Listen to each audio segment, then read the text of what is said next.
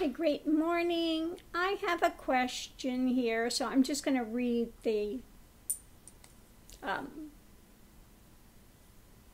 this one, okay? Namaste Guru Swamiji. I have a question regarding an experience in my meditations.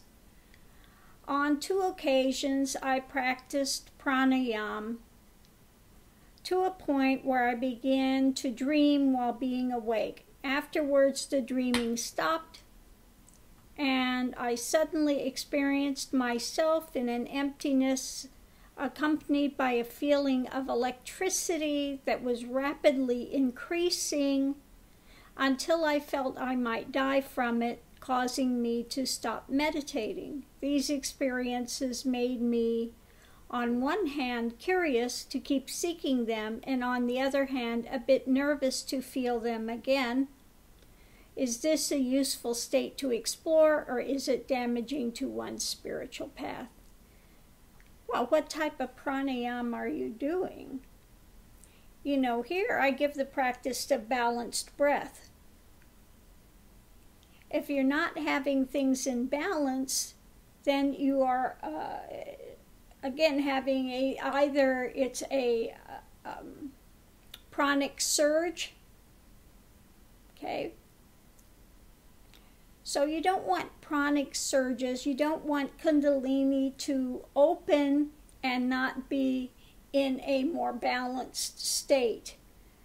So what it's doing is trying to activate that electrical system, the kundalini, you know, so you might want to look at the method I give here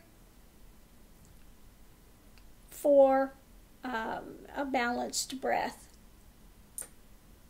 If you're going to do pranayam, and don't sit there and just sit there and do that, you're going to wind up lightheaded, Do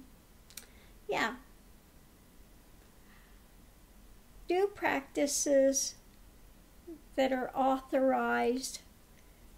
If you have a guru that you're with, do authorized practices. Don't just read a book and read it and then start doing it. You could get yourself into really an imbalance, and then you're in some difficulties. So again, do authorized practices. Get yourself a guru and do an authorized practice. Okay, everything has to be in balance.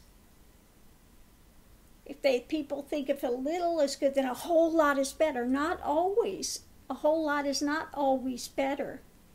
Everything has to be in balance. Like Buddha said, you know, if the string is too tight, it's not going to play well. If it's too loose, it's not going to play well. It has to be in balance. It has to be, you know, so please, please, please, if you're going to do practices, come under the guidance of a guru that's giving authorized practices that can be beneficial for you, rather than reading about something and then just going. You know, some people do this pranayam, this fire breath, and some of them do this one, you know, where you do one side and then you do the other side, this type of pranayam, okay? I don't advocate either of those. Like I said, I have a practice that's given here called the balanced breath. You can find descriptions of it.